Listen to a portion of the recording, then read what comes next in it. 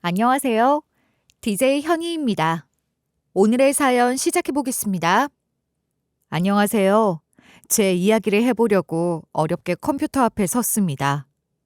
자식의 입장으로 가장 큰 불효는 당연하게도 부모보다 먼저 세상을 떠나는 일일 것이에요. 아무리 속을 상하게 하고 하루하루를 힘들게 한다고 해도 건강하게 살아있다면 원망도 할 수 있고 이야기도 할 수 있으니 말이에요. 하지만 삶이라는 것이 부모가 원한다고 해서 모두 다 그대로 사라지는 것이 아니듯 목숨 역시 하늘의 뜻이니 어쩔 수 없겠죠. 저는 사랑하는 아들을 먼저 하늘로 보낸 엄마 입장으로 자식을 앞세운 심정이 얼마나 힘들고 아픈지 너무 잘 알고 있어요. 부모 입장에선 아들이 세상을 떠났다고 해도 며느리와 손자는 그대로 남아 아들을 기리며 살아주길 바라는 마음이 생기는 건 당연합니다. 저 또한 그랬으니까요. 하지만 산 사람은 살아야 한다는 말이 있듯 이 모든 것들이 다 욕심일 수밖에 없더라고요. 막상 제가 그 입장이 되니 받아들일 수밖에 없는 상황에 놓이기도 하고요. 안녕하세요. 저는 올해 63살이 된 평범한 주부입니다. 저는 지금 현재 살아있었다면 올해로 38살이 되는 아들과 토끼 같은 손자, 그리고 며느리와 함께 아주 평범한 가족을 이루면서 살고 있었겠죠. 물론 아들은 세상을 떠났지만 여전히 손자와 며느리를 딸처럼 여기며 지내고 있긴 하지만 그래도 아들이 살아있었다면 참 좋았겠다는 생각을 하고는 해요. 아들이 세상을 떠난 지 어느덧 3년이 지났어요. 처음에는 건강하기만 했던 아들이 갑작스럽게 세상을 떠났다는 사실 자체가 인정하기 어렵고 고통스러운 나날이었는데 이런 것 또한 적응이 되는지 금세 익숙해지더라고요. 아들은 20대 후반 대학 시절부터 사귀었던 여자친구와 일찍 결혼을 했어요. 아직 경제적인 기반이 잡히지 않았고 결혼이라는 제도에 대한 깊은 이해가 없던 상황에서 한 결혼이다 보니 결혼 생활을 하면서 생각했던 꿈만 같은 행복은 없었던 것 같아요. 거의 매일을 부부싸움을 하면서 지내면서 꾸역꾸역 결혼 생활을 버텨내더니 2년의 결혼기념일을 채우지 못한 채 첫 번째 이혼을 하더라고요.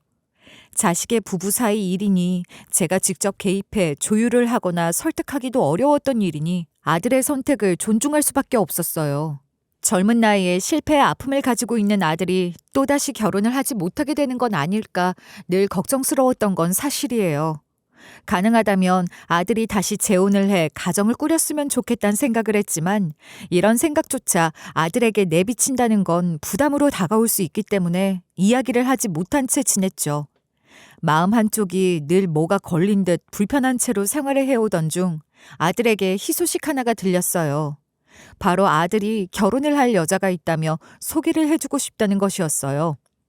이른 나이에 결혼을 한 후 혼자가 되었고 전혼 사이에 자녀가 없는 상황이었기 때문에 제대로 된 짝을 찾아서 결혼을 하고 행복했으면 하는 바람이 있었는데 제가 신경을 쓰지 않아도 연애를 하면서 며느리감을 데리고 오니 뭔가 다행이라는 생각이 들기도 하고 안도가 되긴 하더라고요. 하지만 새로운 며느리와의 만남은 마냥 편하거나 반갑기만 한 건 아니었어요. 며느리 또한 재혼이었고 전 배우자와의 사이에서 자녀가 있다고 하더라고요. 다행인 건 아이는 전 남편이 데리고 갔고 양육에 대한 전반적인 부분들 다 전 남편이 책임을 지고 있기 때문에 아들과 결혼을 한다고 해도 큰 문제가 생길 것 같지 않다는 점이었어요. 저도 아들의 엄마인지라 이미 전 배우자 사이에 아이가 있다는 사실이 좀 마음에 걸리긴 했어요. 그래서 처음에 이런 이야기를 들을 때에는 저도 모르게 표정 관리가 잘 되지 않았는데 며느리와 식사를 하고 이야기를 나누다 보니 모든 것들이 다 괜찮겠다 싶은 마음이 들더라고요. 무엇보다 우리 아들도 이혼을 했는데 며느리의 이혼만 흠잡을 수는 없다고 생각하는 부분이 컸고요. 무엇보다 며느리의 가족사를 듣곤 제가 감싸주면서 딸처럼 대해줘야겠다고 다짐했어요. 그래, 부모님은 모두 잘 계시고? 그게 부모님이 안 계십니다. 아이고, 내가 말실수를 했구나. 미안하다. 나는 그런 줄도 모르고. 아니에요. 당연히 물어보실 수 있죠. 제가 어린 시절에 모두 다 사고로 돌아가셨어요. 저는 고모손에 키워지다가 보육원에 갔고 그때부터 혼자 지냈어요. 혼자서 이렇게 바르게 크는 게 쉬운 일은 아닐 텐데 정말 대단하구나. 그래, 어쩌면 우리 가족이 되려고 이렇게 힘들었나 보다. 우리 잘 지내보자, 은서야. 네, 어머니. 제가 은규 씨랑 행복하게 잘 살아볼게요. 볼 것도 없는 저 받아주시고 이해해 주셔서 정말 감사해요. 내가 더 고맙지. 우리 은규, 은서 아니었으면 내 걱정이 얼마나 컸을지 몰라. 잘 지내보자. 네, 어머니. 잘 부탁드려요. 며느리가 처음 저에게 인사를 온 날 복합적인 감정이 들었던 것도 사실이지만 그래도 우리 가족이 되려고 이렇게 힘들게 지내왔나 보다 싶은 생각을 하면서 기쁜 마음으로 받아들였지요. 아들 내외는 결혼식은 간략히 가족들끼리만 치른 후에 곧바로 결혼 생활을 시작하게 됐어요. 그리고 얼마 지나지 않아 감사하게도 임신을 하게 되면서 아이 출산을 하게 되었어요.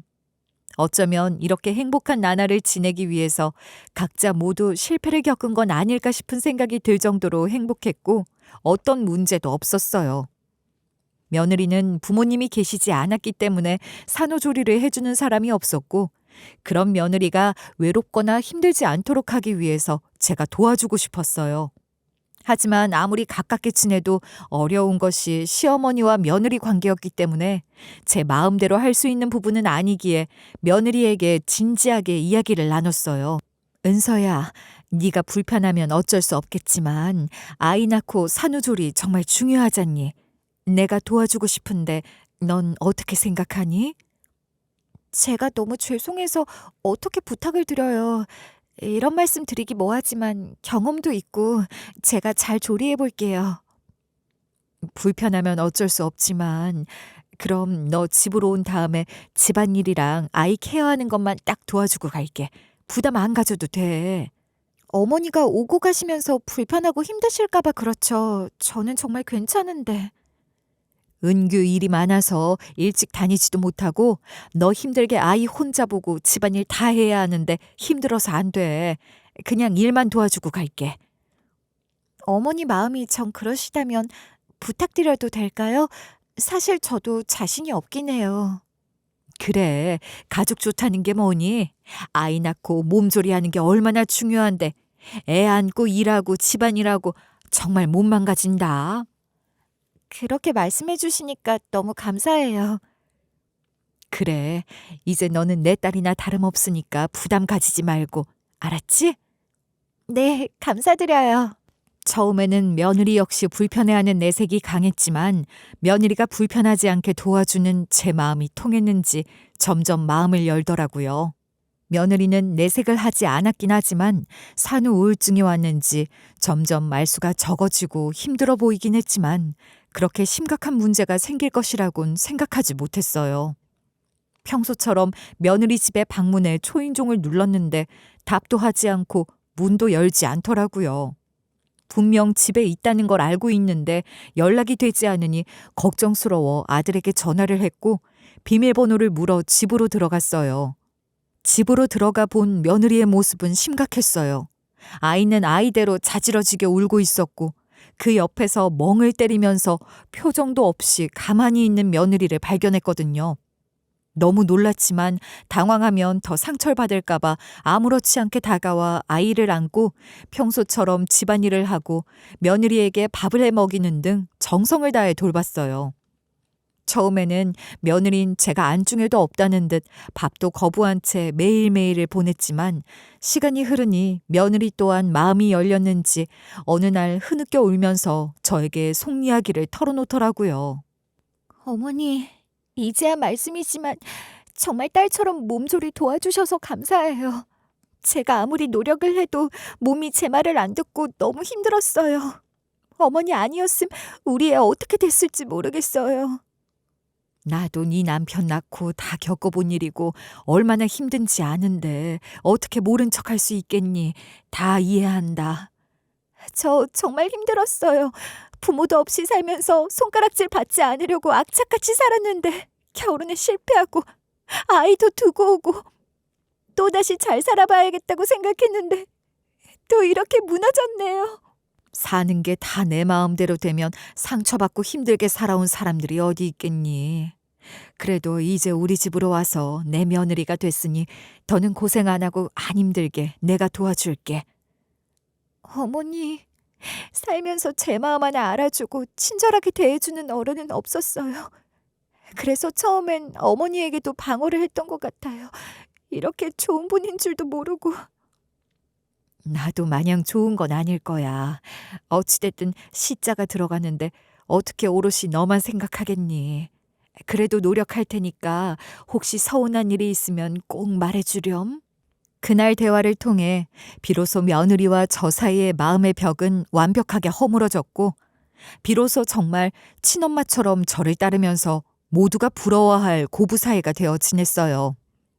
서로 나이도 다르고 살아온 환경도 다른 두 여자가 아들과 남편이라는 존재로 인해 한 가족이 되면서 서로를 이해하게 되는 건 쉬운 일은 아니었어요. 하지만 서로가 좋은 마음으로 서로를 인정하고 노력한다면 충분히 가까워질 수 있다는 것을 며느리와의 관계를 통해 깊게 깨닫게 된 계기였기도 합니다. 이렇게 며느리와도 가깝게 지내면서 아들 내외 부부와 귀여운 손자를 보면서 앞으로 남은 삶은 걱정 없이 보낼 수 있다고 막연하게 생각했던 것 같아요. 하지만 문제는 제가 개입을 해 해결을 할 수 없는 부분에서 발생하게 되더라고요. 며느리와 아들 사이가 마냥 좋기만 할 줄 알았는데 한 번의 실패를 겪고 만난 두 사람임에도 불구하고 오히려 그것이 문제가 되면서 시도 때도 없이 부부싸움을 하는 것 같았어요. 며느리는 저에게 내색은 하지 않았지만 아들과 다툰 날이면 누가 봐도 퉁퉁 부은 얼굴로 저를 만났고, 저 또한 걱정이 되었지만 물어볼 수가 없었기에 찜찜한 마음으로 상황을 지켜볼 수밖에 없었어요. 부부싸움은 칼로 물베기라는 말이 있듯 싸우면서도 잘 회복을 하겠지 믿으면서 막연하게 지냈지만 제 기대와는 달리 두 사람의 관계는 계속해서 악화되고 있었던 것 같더라고요. 문제는 제 아들에게 있었어요.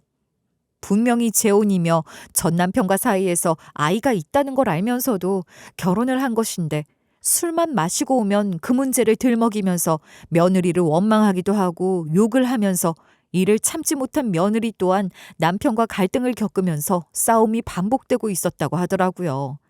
물론 며느리와 아들 사이에 갈등이 있을 당시에는 몰랐던 부분이지만 이후 아들이 세상을 떠나고 난 후에 며느리를 통해서 알게 된 부분들이라 참 안타까웠어요. 제가 먼저 부부 사이에 문제가 있냐며 며느리에게 딸처럼 물어보고 문제가 있다면 개입을 하고 도와줄 수 있었다면 이렇게까지 가슴 아픈 상황을 만들진 않았을 것이라는 막연한 생각이 들기도 했고요. 그럼에도 아들 내외에게 심각한 다툼이 있던 날이 있었고, 이를 어딘가에 말할 곳이 없던 며느리는 무작정 아이를 안고 저를 찾아왔던 적이 있어요. 은서야, 갑자기 무슨 일이야? 날이 이렇게 추운데 아기까지 안고 얼른 들어와. 어머니, 저 막상 집은 나왔는데 어디로 가야 할지 갈 곳이 없어서 무작정 여기로 왔어요. 죄송해요. 그럼 여기로 와야지. 얼른 들어와. 울었니? 은규랑 싸웠어? 어머니가 은규 씨 편인 거 다 알면서도 여기로 왔어요. 갈 곳도 없고 어디에 말할 곳도 없어서요. 어머니, 저 정말 속상해서 못 살겠어요. 무슨 일인데 그래? 이야기해봐. 은규 씨 월급이 그리 많지가 않다 보니 아이 키우는데 돈도 많이 들고 그래서 아이 어린이집에 가 있는 시간 동안 제가 아르바이트라도 하겠다고 했더니 다짜고짜 무시하냐면서 화를 내잖아요. 아유, 은규 걔도 참 성질이 불같아서 그래. 딴에는 본인이 가장이라고 너 일하는 게 용납이 안 됐나 보다. 어쩌니?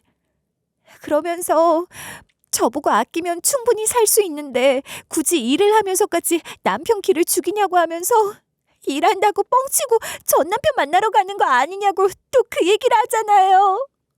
걔는 왜 자꾸 옛날 일을 꼬집어 들고 너를 잡돌이 한다니? 그러면서 그 집안에 핏줄 하나 놓고 오니 눈에 밟히냐면서 두 집 살림하는 거 아니냐고 몰아붙이는데 제가 무슨 이야기를 더 해요. 저 정말 미칠 것 같아요. 며느리의 하소연을 들으니 아들이 틈만 나면 과거 일을 가지고 트집을 잡으면서 싸움을 걸고 있다는 걸 쉽게 알 수 있었어요. 이미 모두 다 정리를 했고 두고 온 아이가 밟힌다고 해도 지금 아들 사이에서 낳은 아이 또한 며느리의 소중한 아이인데 자꾸만 비교를 하면서 불안해하는 것 같더라고요. 이야기를 들으니 보통 일은 아니라고 생각했어요.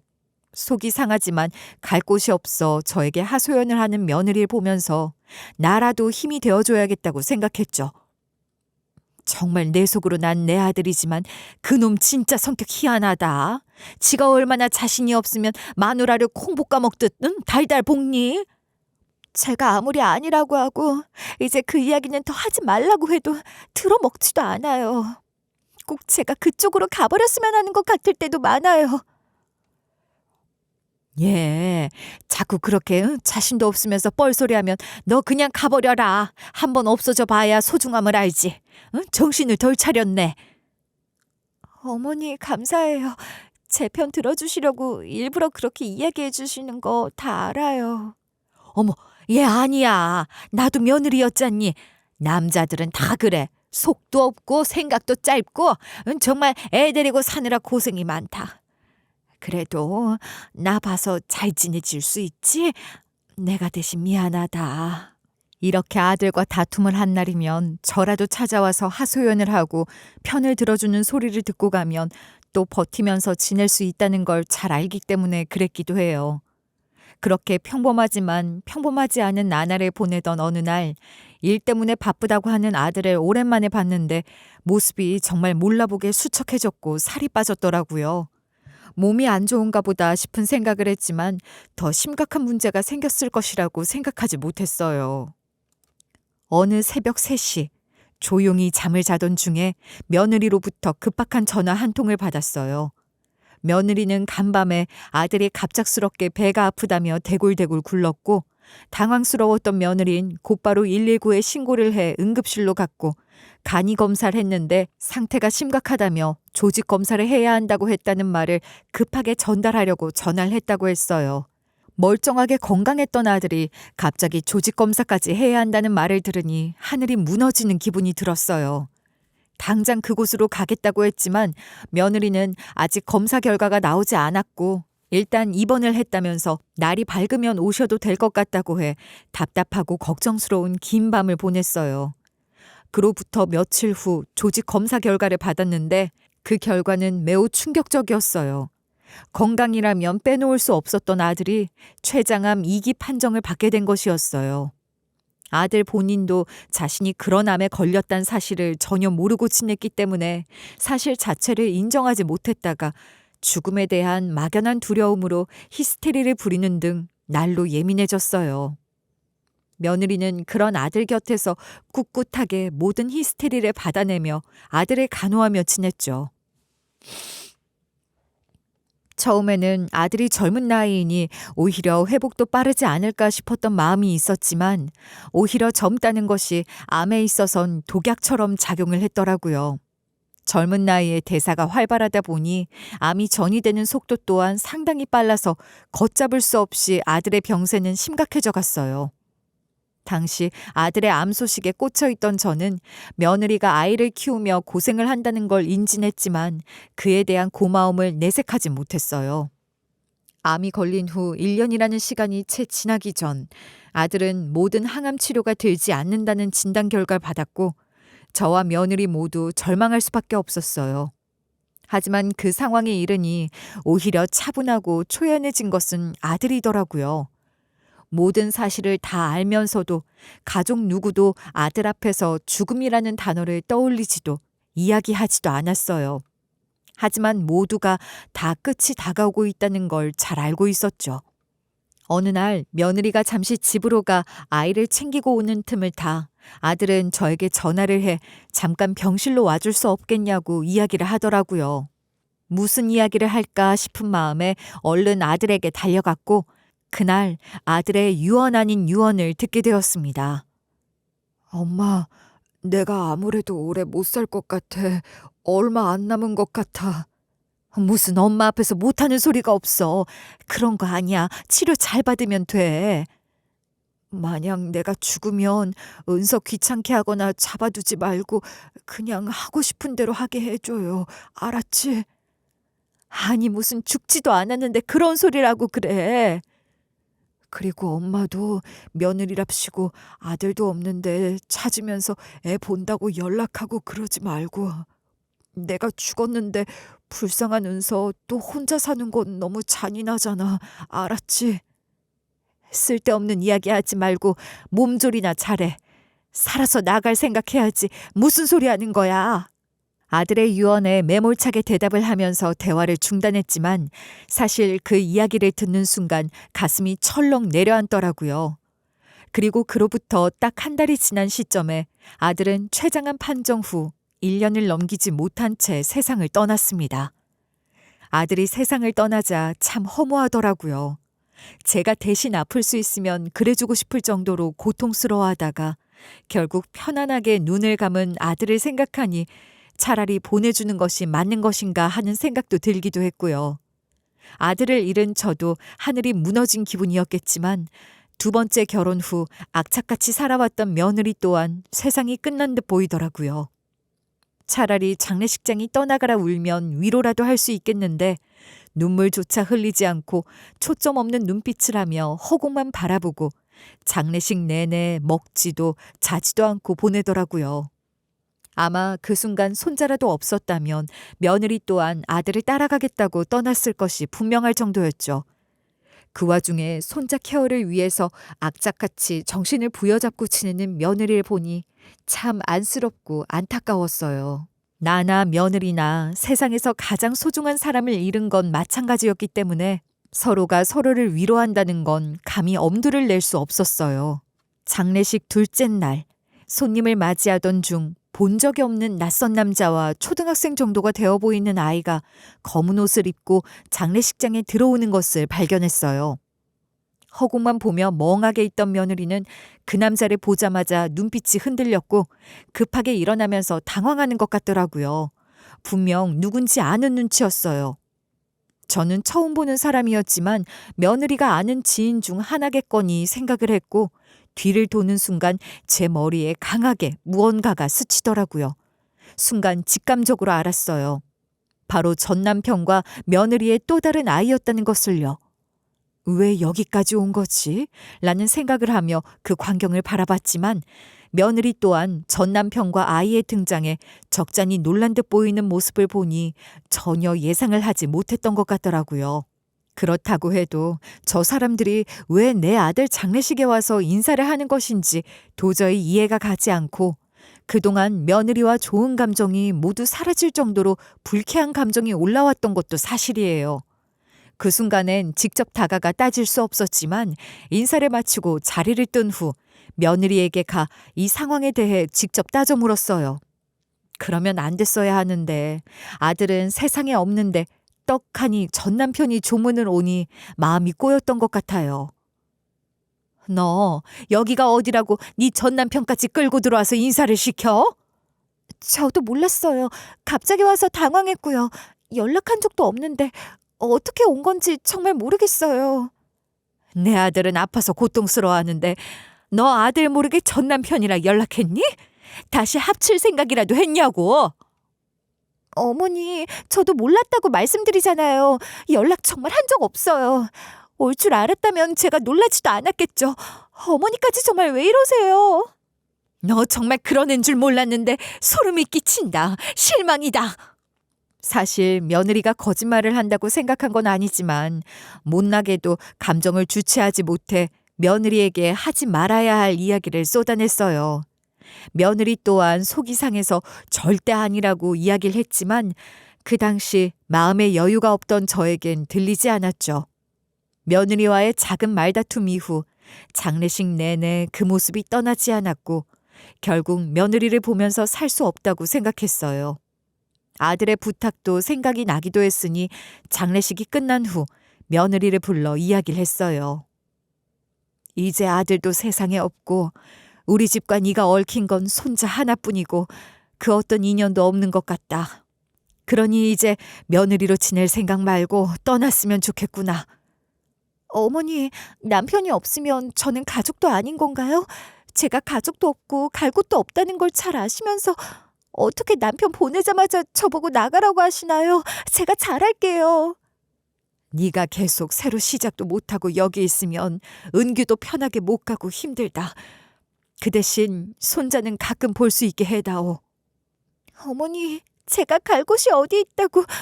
아이 데리고 어머니랑 행복하게 잘 살면 안 돼요? 저 끝까지 가족으로 살고 싶어요. 나는 할 말 끝났다. 짐 정리하고 빠른 시일 내에 애 데리고 나가. 며느리의 말을 듣고 저 역시 마음이 흔들리긴 했지만 그래도 어쩔 도리는 없었어요. 매몰차게 돌아섰고 며느리는 그 자리에서 한참을 울었지만 이내 자리를 정돈하고 일어나 그날 저녁 짐을 모두 정리한 후 아이를 데리고 인사도 없이 집을 떠났어요. 가슴이 아팠지만 아들의 뜻이기도 했고 며느리의 미래를 위해 제가 잡아두고 같이 사는 건 절대 안 될 일이라고 생각했기에 잘한 결정이라고 애써 저를 위로했어요. 그렇게 며느리는 집을 떠났고 그날 이후로 저 또한 아들을 보낸 슬픔을 치유하면서 하루하루를 살아내고 있었어요. 가끔 무작정 내쫓은 며느리가 걱정되기도 하고 어디서 뭐라고 지낼지 궁금하기도 했지만 이미 보내주고 남처럼 살기로 한 이상 가족으로 다시 얽힐 경우 발목을 잡는 것이나 다름이 없다고 생각을 하니 어떻게든 단념을 해야겠다고 생각해 일부러 신경을 끄면서 지냈어요. 그렇게 며칠이 지난 후 연락이 없던 며느리에게 메시지 한 통이 왔어요. 현재 자기는 아이와 잘 지내고 있고 어머니 말씀대로 손자는 은규 씨 아이이기도 하니 아이가 보고 싶다면 언제든 연락을 달라는 내용이었어요. 그리고 며느리로 지낼 수 있었던 시간과 친엄마처럼 자신을 아껴줬던 시간에 대해서 감사하다는 말도 남겨놨더라고요. 메시지를 보면서 알 수 없는 감정이 복받쳐 오르면서 눈물이 났어요. 그렇다고 곧바로 며느리에게 연락을 할 수는 없었고 막연히 아이가 보고 싶다면 어쩌다 한번 연락을 하면 되겠지 하고 넘겼어요. 분명히 아이를 언제든 보고 싶으면 연락을 해달라는 며느리의 말을 들었고 그로부터 약 2달이 지난 시점 문득 많이 컸을 손자가 보고 싶더라고요. 오랜만에 할머니 밥도 해먹이고 싶고 또 옷도 사주고 싶은 생각이 들어서 고민을 하던 끝에 며느리에게 연락을 했어요. 전화를 하기 좀 민망하기도 해서 메시지를 보냈는데 하루가 지나도 답장이 없더라고요. 이상한 마음이 들어 참지 못하고 전화를 걸었는데 역시 전화도 통화 연결음이 갈 뿐 며느리가 받지 않았어요. 단순히 바빠서 그런가 보다 싶은 생각을 하며 부재중을 확인하면 연락하겠지라며 막연하게 생각했는데 그 이후 일주일 정도가 지나도록 연락이 없으니 조금 불안해지더라고요. 며느리와 손자에게 무슨 큰일이 생긴 건가 싶은 생각을 하다가 내가 아들이 떠나고 난 후에 홧김에 뭐라고 했던 것들을 이제 와서 이런 식으로 복수하는 건가 싶은 생각이 들었어요. 여러 가지 복합적인 감정이 떠오르니 며느리가 괘씸하다고 생각이 들다가 또 손자와 무슨 일이 생긴 건 아닌지 걱정이 되기도 하면서 마음이 복잡하더라고요. 무작정 기다리기만 할 수는 없다고 생각했던 저는 수소문을 시작했어요. 그러면서 연락을 취해 손자를 보여줄 것을 요구하면서 연락을 했지만 이미 어디로 떠난지 모르는 며느리를 찾아낸다는 건 쉬운 일이 아니더라고요. 결국 어떤 방법도 없으니 손자를 보고 싶어도 보지 못하면서 이렇게 살아야 하나 보다 싶은 생각으로 망연자실하다가 또 며느리가 괘씸해 욕을 하는 등 마음이 여러 가지로 복잡해지면서 지냈던 것 같아요. 아들이 세상을 떠난 지 3년째. 손자를 끝내 안 보여주는 며느리를 상대로 아이를 보여달라고 하기가 좀 불편했기 때문에 오히려 수소문을 통해 손자가 다니는 유치원을 우연히 알게 됐어요. 매일 얼굴이라도 보고 싶은 마음에 그곳을 찾아가서 아이가 등하원하는 모습을 몰래 보고 오곤 했어요. 직접적으로 아는 척을 하기보다는 아이가 잘 있다는 것을 확인하는 것으로 만족하면서요. 그날 역시 멀리서 하원을 하는 손자를 봤고 많이 컸다는 생각과 함께 애틋한 마음으로 바라보고 있었는데 손자가 멀리서 선생님이랑 친구들에게 자랑하듯 이야기를 하는 목소리가 들려오더라고요. 선생님, 오늘은 엄마 말고 우리 아빠가 데리러 온대요. 정말? 오늘 지훈이 아빠가 데리러 오시는구나. 좋겠다. 네, 좋아요. 형이랑 같이 온다고 해서 바로 피자 먹으러 갈 거예요. 와, 지훈이 좋겠는걸? 그래, 아빠랑 형이랑 피자 맛있게 먹고 와요. 아빠다! 아빠! 아이의 목소리는 맑았고 쩌렁쩌렁하게 저에게까지 들렸고 그 이야기를 들은 순간 심장이 덜컥 내려앉고 아들이 아닌 누군가가 아빠가 된 것인가 싶은 마음에 긴장과 불안한 마음을 가지면서 도대체 누가 아빠이고 데리러 오는 것인지 보기 위해서 좀 더 몸을 숨기면서 기다리고 있었어요. 그리고 손자가 아빠다 아빠라고 외치는 쪽으로 고개를 돌렸고 정말 손자에게 손을 흔들면서 웃으며 데리러 오는 한 남자를 볼 수 있었어요. 꽤 큰 키에 길지만 잘 빗어 올린 머리를 보면서 며느리도 재혼을 했구나 막연히 생각하던 중간에 머리에 딱 스치는 얼굴이 있었어요. 그리고 저는 그대로 주저앉아 그동안 참았던 눈물을 쏟으며 울고 말았어요. 낯설지만 익숙한 모습에 처음에는 긴가민가 했지만 손자가 웃으며 그 남자를 향해 양팔을 벌려 뛰어갔고 그런 손자를 웃으면서 받아들어 높이 안아주는 그 남자 모습을 보면서 저는 명확하게 기억을 해냈어요. 그 사람은 다름이 아닌 며느리의 첫 번째 남편, 그러니까 며느리의 다른 아이의 친부였어요. 아들의 장례식에 조의를 표하러 방문을 했던 남자의 모습이 기억에 남았기 때문에 선명하게 기억이 나더라고요. 더 황당한 건 그 남자를 자신의 아빠인 양 반가워하며 한치의 망설임도 없이 달려가 안겨 집으로 가려고 하는 손자의 모습이었어요. 분명 친아빠가 따로 있음에도 불구하고 손자는 그 남자가 자신의 친아빠라고 생각하는 듯 세상 행복한 표정을 하면서 안겨서 가더라고요. 그 모습을 보니 그동안 참아왔던 눈물이 쏟아지기 시작했어요. 그리고 그 눈물은 곧이어 분노 감정으로 바뀌면서 며느리를 찾아 따지고 싶은 생각이 들었어요. 지금 이 상황을 보면 결국 내 아들만 불쌍한 사람이 되어 있는 것이 분명했어요. 아들이 세상을 떠나자마자 내 아들의 핏줄인 손자를 데리고 다시 기다렸다는 듯 전 남편에게 돌아가 소중한 내 손자까지 뺏어버린 것이 분명했어요. 이런 생각이 이르자 배신감이 몰려오면서 주체하기 어려운 분노가 올라오더라고요. 당장 이 감정을 어떻게 주체하지 못하게 되니 심장이 아픈 기분이 들더라고요. 근처 약국으로 가서 급하게 청심환을 사 먹고 진정을 한 후에 차분하게 생각을 하기 시작했어요. 이런 모습을 제가 알아버린 이상 더는 참을 수 없다고 생각했어요. 고민하지 않고 곧바로 며느리에게 전화를 걸었어요. 당연하다는 듯 며느리는 제 전화를 받지 않더군요. 이런 생활을 저 모르게 하고 있으니 제 연락을 받을 자신이 없었다는 생각이 들면서 참 사람이 달라 보이더라고요. 전화를 받지 않는 며느리에게 메시지를 보냈어요.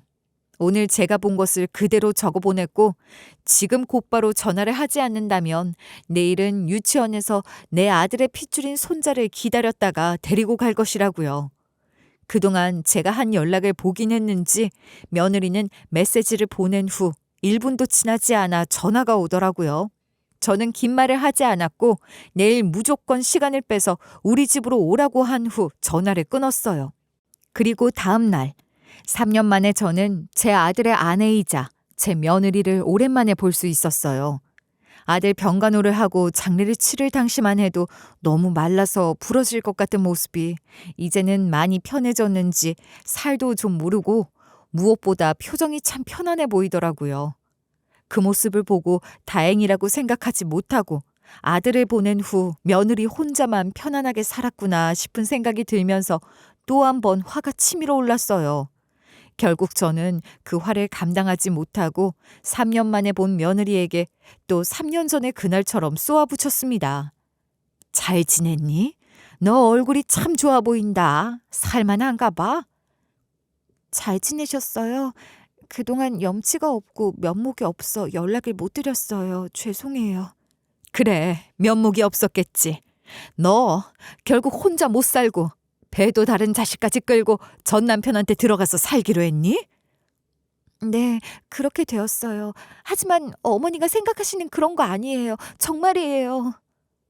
네가 네 입으로 지훈이 보고 싶으면 언제든 연락하라더니 지금까지 얼굴 한 번 안 보여주고 연락을 끊고 산 이유가 있구나. 너 어떻게 내 아들 떠난 지 3년밖에 안 됐는데 이렇게 할 수가 있니? 정말 맹세코 그런 거 아니고 제가 연락을 못 드린 건 면목이 없어서였어요. 노염 푸시고 제 이야기도 들어봐 주세요. 이미 상황이 다 말을 해주는데 무슨 이야기를 다 한단 말이니? 저도 사람이고 은규 씨 떠난 거 똑같이 힘들어했어요. 저도 양심이 있고 염치가 있는데 어쩜 그렇게만 생각을 하시나요? 됐고, 다 핑계다. 너처럼 파렴치한 애한테서 우리 지훈이 맡길 수 없어. 지훈이 내가 데려가서 키울 거야. 데리고 와라. 며느리는 자신의 이야기를 좀 들어보라고 했지만 듣지 않았고 강경하게 상황을 정리했어요. 그리고 이 사태를 지금의 남편이자 며느리의 첫 번째 남편이었던 남자가 들었는지 다음날 두 사람이 함께 저를 찾아왔더라고요. 이제는 부부라고 모든 일을 함께 나눈다는 것인지 두 사람이 함께 온 모습을 보니 황당함에 화가 나더라고요. 보자마자 소리를 치면서 다시 집으로 돌아가고 손자나 데리고 오라고 했어요. 이런 제 태도에서 아랑곳하지 않고 그 남자는 저보고 인사가 늦었다며 본인이 찾아와서 불쾌하시고 황당한 마음 충분히 이해한다고 하더라고요. 그러면서 꼭 드려야 할 말씀이 있어서 왔다고 저보고 일단은 다 들으시고 나서 쫓아내도 좋다고 이야기를 하더라고요. 무슨 이야기를 해도 듣고 싶지 않은 마음이 컸지만 무슨 이야기를 할지 드러나 보자는 심정으로 식탁에 앉았고 이야기를 해보라고 했어요. 그리고 남자가 하는 이야기를 듣고 저는 매우 놀랐고 참았던 눈물이 흐를 수밖에 없었어요. 사실 제가 은서와 이혼을 한 이유는 제 어머니 때문이었습니다. 은서가 버티다 못 버티고 저에게 이혼을 요구해서 헤어졌습니다. 그래서요. 뭐 세계의 사랑이라도 해서 다시 만났단 건가요? 아니요. 제 잘못으로 헤어졌다는 이야기를 드리고 싶은 겁니다. 그리고 그 후 은규 씨를 만나 결혼을 했더라고요. 저희 어머니 성화에 첫째 아이도 두고 가야 했던 은서 마음에 저보다는 첫째가 마음에 걸렸다는 거 잘 알고 있었고요. 우리 지훈이는 아들이 아니에요? 똑같은 자식인데 저한테 왜 그 얘기를 하는지 모르겠네요. 네, 맞아요. 그래서 어쩔 수 없이 남처럼 지냈습니다. 그런데 어느 날 은규 씨가 제 연락처를 어떻게 알았는지 연락이 왔더라고요. 본인이 췌장암이고 살 날이 얼마 남지 않았다고 말하면서요. 어머니, 저도 몰랐어요. 은규 씨가 이 사람한테 연락을 했던 것이더라고요. 연락을 받을까 말까 했지만 메시지를 보니 연락을 안 할 수가 없겠더라고요. 그래서 은규 씨 병실로 와달라는 부탁을 받고 제가 직접 만나러 병문안을 간 적이 있습니다. 당신이 우리 아들 병실에 왔었다고요? 왜? 그리고 난 후 그 남자가 들려주는 이야긴 정말 가슴이 아팠어요. 그 남자 역시 은규 씨를 만나는 것이 맞나 싶은 마음으로 병문안에 갔지만 이미 그 남자의 존재를 알고 있든 말했다고 해요.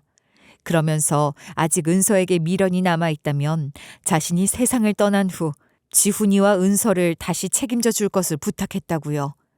그 이야기를 들었을 때에는 이게 다 무슨 소리며 터무니없는 소리 아닌가 싶었다고 하더라고요. 하지만 그런 만남이 있고 난 후 한 달이 지난 시점에 아들은 세상을 떠났다는 부고 메시지가 왔고 못 믿겠단 마음으로 방문한 장례식에서 정말로 남편을 잃은 며느리 모습을 보니 만감이 교차했다고 하더라고요. 그리고 그날 초점을 잃고 힘들어하는 며느리와 손자를 보고 아들의 마지막 부탁을 들어줘야 할 것 같다고 생각이 들었다고 했어요. 분명 저에게는 용납할 수 없는 일이 될 수도 있고 아들에게 미안한 일이 될 수도 있긴 하지만 그래도 아빠 없이 지내야 할 손자와 며느리를 생각하니 다시금 행복한 가정을 만들어주고 책임을 지고 싶다는 생각이 들었고 염치 없이 며느리에게 연락을 해 설득 후 가족으로 받아들여진 지는 얼마 되지 않았다고 말을 하더라고요. 분명 어머님이 들으시면 분노를 하고 말도 안 되는 일이란 걸 알면서도 세상을 떠난 은규 씨와 제 마음대로 이렇게 일을 저질러 버렸습니다. 죄송합니다. 은규가 저한테만 유언을 남기고 간 게 아니었네요. 내가 지 말 안 들어줄까 봐 꼼꼼하게도 당부를 하고 갔네. 네? 어머니, 그게 무슨 소리예요? 나한테도 일이 끝나기 며칠 전 너 보내주라고 하더라. 네가 가고 싶다고 하면 그대로 보내주고 지훈이도 안 볼 생각하고 살라면서. 그게 정말이에요? 어머니, 왜 이제야 말씀해 주시나요? 제가 나쁜 년이네요. 그런 것도 모르고 혼자 키울 자신이 없어서 모르는 척. 정말 죄송해요. 그날 그 남자의 이야기를 듣고 저와 며느리는 3년 만에 서로를 껴안고 엉엉 울었습니다. 아들을 버리고 새롭게 가정을 꾸린 며느리가 미워서 마음이 풀릴 리 없다고 생각했지만 모두가 떠난 후 가만히 생각을 하니 내가 도와줄 수 없다면 차라리 며느리와 손자가 행복한 길을 방해하지 않는 것이 좋지 않을까 생각이 들면서 마음이 갈팡질팡했네요. 그렇다고 마음이 확고하게 서는 건 아니었고 어느 날은 아침에 일어나면 손자와 며느리를 위해 포기를 해야 한다고 생각하면서도 또 어느 날은 마음이 바뀌어 아들이 불쌍한 마음에 인정하고 싶지 않은 마음이 들면서 정말 여러 가지 마음이 들었어요. 그렇게 몇 달 정도 제대로 된 확답을 하지 못한 채 고민을 하며 하루하루를 보냈어요. 머리로는 충분히 이해가 되지만 그래도 아들은 세상을 떠났고 그 상대를 모르면 모를까 아무렇지 않게 행복하게 산다는 것이 잘 받아들여지지 않는 것도 사실이었어요. 마음 정리가 완벽하게 되지 않았지만 복잡한 마음으로 손자가 다니는 유치원으로 찾아가서 직접 손자를 만나 밥도 해주면서 어떻게 지내는지 보기로 했어요. 며느리에게 미리 이야기를 해놨기 때문에 제가 아이를 데리고 갈 수 있도록 배려를 해줬고요. 문득 제가 해준 밥을 맛있게 먹으면서 조잘대는 손자를 보니 복잡했던 마음이 명확해지면서 결단이 내려지더라고요. 아들이 죽고 난 후에 공허한 모습으로 하루하루를 보내 아이도 생기가 없었던 건 사실인데 3년이 지나 다시 본 손자는 누구보다 밝고 건강해 보였거든요. 잘 먹고 걱정 없이 행복하게 자란 티가 나면서 내심 다행이라는 생각이 들기도 했어요. 무엇보다 아빠가 세상을 떠난 후에 지금의 새아빠를 자기 아빠로 믿으면서 치우치지 않는 사랑을 받았는지 아이가 정말 맑고 행복해 보이는 것이 중요했어요. 그동안 손자의 행복을 보는 것이 아니라 먼저 세상을 떠난 내 아들을 붙잡으면서 내 아들이 행복하지 않으면 손자도 행복하지 않을 수밖에 없다고 합리화를 하면서 욕심을 부려온 건 아닐까 싶은 생각이 들면서 반성이 되더라고요. 우리 손자가 이렇게 행복한데 뭐가 문제가 되고 고민이 되는 날들이었나 싶은 생각이 들더라고요. 밥을 먹으면서 저는 손자에게 넌지시 질문을 했어요. 지훈이 엄마랑 아빠랑 같이 지내니까 좋아? 네, 엄청 좋아요. 엄마 아빠랑 살고 맨날 같이 노니까 너무 좋아요. 그래, 할머니는 지훈이가 좋으면 다 좋아. 그리고 맨날 혼자 놀았는데 이제는 형이 있어서 주말에도 칼놀이하고 비눗방울 놀이하면서 놀고 그러니까 너무 좋아요. 좋겠구나, 우리 지훈이. 아빠가 형이랑 같이 잘해줘? 아빠가 형이랑 나랑 장난감 사줬는데 그거 엄청 좋은 거예요. 다음에 할머니도 보여드릴게요. 엄마 아빠와 함께 가족 이야기를 하니 생기가 넘치면서 신나게 이야기를 하는 손자의 모습을 보면서 그동안 내가 뭐라고 이런 고민을 하면서 마음의 응어리를 담아 허락을 하니 많이 했는지 부끄러워지더라고요. 아들이 살아 있었다면 분명 손자가 이런 모습으로 티 없이 맑게 자라길 분명히 바라고 있었을 것이 확실한데 말이죠. 그날 손자를 돌보고 난 후 집으로 보내면서 며느리에게 아이를 두고 잠시 이야기를 하자고 했어요. 할 이야기가 있다고요. 며느리는 이야기하자는 제 말에 당황스러웠는지 알겠다고 답을 하고 빠르게 아이들을 집으로 들여보낸 후 나오더라고요. 둘이 오랜만에 길을 걷다가 근처 조용한 카페가 보여 들어가서 이야기를 하자고 제가 먼저 제안을 했어요. 그동안 내가 너한테 정말 못할 짓 한 것 같다. 지훈이 맑게 밝게 잘 키웠더구나. 아니에요. 저도 어머니에게 면목이 없죠. 전에 말했지? 은규도 너랑 지훈이가 행복하기를 바래서 나한테 너 보내주라고 했다고. 네, 진작 말씀해 주시죠. 정말 몰랐어요. 내가 내 욕심에 우리 아들을 못 보내다 보니 너에게 말도 안 되는 억지를 부리면서 욕심을 부렸다. 미안하다. 어머니 마음 충분히 이해해요. 제가 지훈이를 잃었다고 생각해보면 충분히 그러고도 남았을 거예요. 우리는 같은 며느리이자 엄마이잖아요. 네가 그렇게 이야기를 해주니까 내가 한결 마음이 낫네. 이제 너 하고 싶은 대로 해. 지훈이랑 네가 행복하다면 내가 감히 끼어들 문제가 아니었는데 정말 미안해. 제 말에 며느리는 참았던 눈물이 터졌는지 엉엉 울더라고요. 연신 죄송하다는 이야기를 반복하면서 혼자서는 도저히 아이를 키울 엄두가 나지 않아서 첫 남편의 제안을 못 이기는 척 받아들였던 자신 또한 한심해서 받아들이기 쉽지 않았다는 이야기를 하더라고요. 그런 며느리의 진심을 듣고는 저 또한 그동안 독불장군처럼 며느리를 나쁜 사람 취급하며 지냈던 날들이 미안해지더라고요. 아들이 세상을 떠나기 전에는 세상에 아무도 없는 며느리가 걱정되고 분명 친엄마처럼 딸처럼 대해주고 싶단 마음이 있었는데 아들이 떠난 후 마음이 삐뚤어지면서 정작 며느리의 행복에는 어떤 관심도 없었던 제 자신이 한심하고 정말 미안해지더라고요. 그때 우리 사이 참 좋았는데 왜 이렇게 얽히면서 서로를 미워하고 애증하고 있게 된 것인지 도저히 모르겠기도 하고요. 물은 늘 높은 곳에서 낮은 곳으로 흐르는데 더 어른이고 인생을 더 살아본 제가 며느리를 받아들이고 인정해줬어야 하는 것인데도 그것조차 제대로 하지 못해 이렇게 힘들게 했다는 사실이 참 미안하고 부끄럽고 그렇더라고요. 그리고 이런 내 모진 말들을 다 들어가면서도 끝까지 저를 미워하거나 욕하지 않고 죄송하다고 말을 해주며 기다려준 며느리에게 정말 고맙고 또 고마웠어요. 우리 은규 살아있을 때부터 며느리하고 시어머니 사이 아니고 엄마랑 딸처럼 지냈었잖아. 그치? 네, 맞아요. 저한테 이렇게 인간적이고 진심으로 잘해주신 분은 어머니뿐이에요. 그래서 너무 죄송했고 또 면목이 없었어요.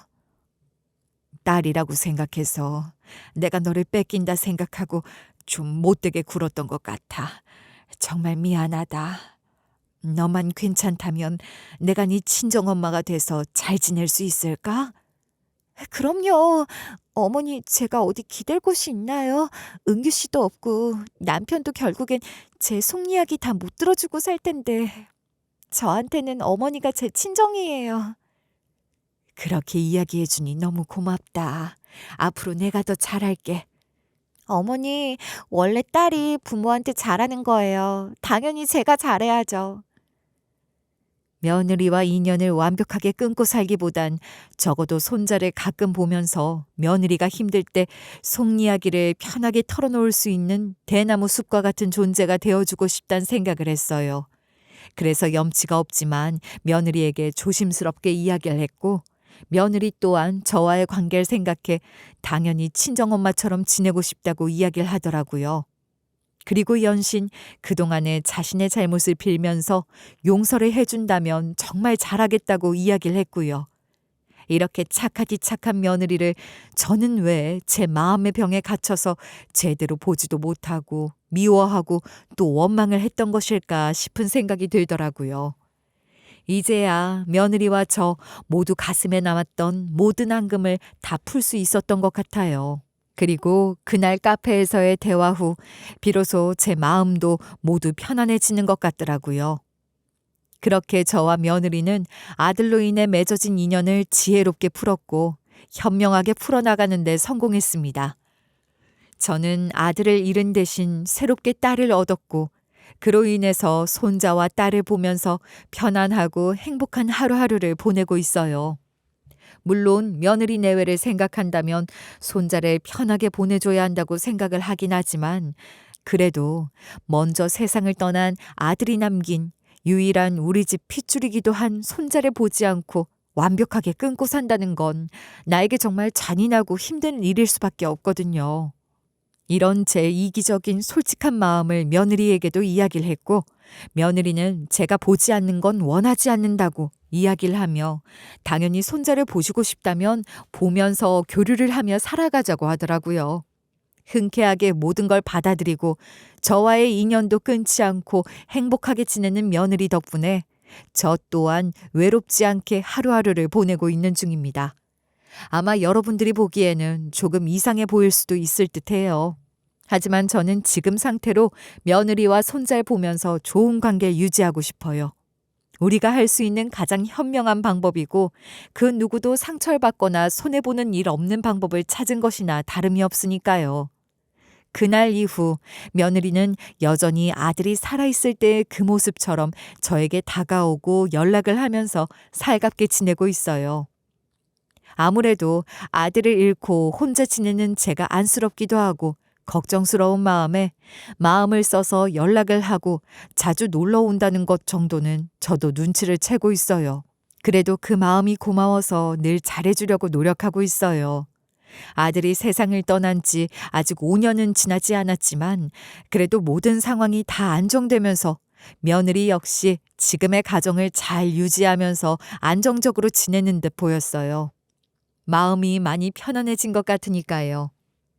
아들이 세상을 떠나면서 원했던 모습은 결국 이런 모습이 아닐까 하는 생각을 문득 해보고 있어요. 자신이 떠나면서도 남은 며느리와 손자가 걱정스러워 미리 대비를 하고 싶은 마음에 이것저것을 해둔 아들을 보니 정말 책임감 넘치는 남자 중 남자이며 가장이란 생각이 들더라고요. 사실 자신이 죽음을 앞둔 상황에서 이런 결정을 한다는 건 생각보다 쉬운 일이 아님에도 불구하고 남은 가족들을 위해 대비를 해둔 것이나 다름이 없으니까요. 아마 어떤 분들은 제가 이런 생활을 그대로 순응하고 받아들였다는 점에서 놀라워하시기도 하고 정말 속도 좋다는 생각을 하며 비난을 하실 수도 있을 것 같아요. 하지만 사람은 다 각기 다른 생각을 하면서 살고 삶을 바라보는 방향도 다르니 충분히 이런 결정을 내릴 수 있다는 것도 이해해 주셨으면 해요. 무엇보다 이런 상황을 직접 경험하지 못했다면 쉽게 이야기를 할 수 없는 건 당연하고요. 이 모든 것들이 다 아들이 바라는 것을 정확하게 인지한 순간 저는 순리대로 살아가기로 결정했어요. 더는 제 욕심과 감정에 얽매여서 노여워하거나 슬퍼하는 일은 없도록 하려고요. 그렇게 생각을 하니 어느덧 제 마음도 편해지더라고요. 누군가의 눈에는 조금 특이하고 이상한 가족의 모습이라고 생각이 될 수도 있기도 하지만 이 세상에는 드라마보다 더한 상황들이 생기고 있고 그게 사람 사는 것이 아닐까 싶어요. 어디서 하는 이야기 들으니 막장 드라마라고 해도 현실보다는 그 수위가 훨씬 약하다고 하더라고요. 제가 직접 경험을 해보니 정말 막장 드라마는 현실에서 일어나는 일의 귀여운 수준이라는 말에 공감이 됩니다. 제 이야기를 들으시고 무조건 욕하거나 이상한 집안이라며 생각하시기보단 이렇게라도 가족의 모습을 유지하면서 살아가려고 하는 한 60대 여성의 이야기라고 생각하고 따뜻하게 바라봐 주시면 좋겠어요. 감사합니다.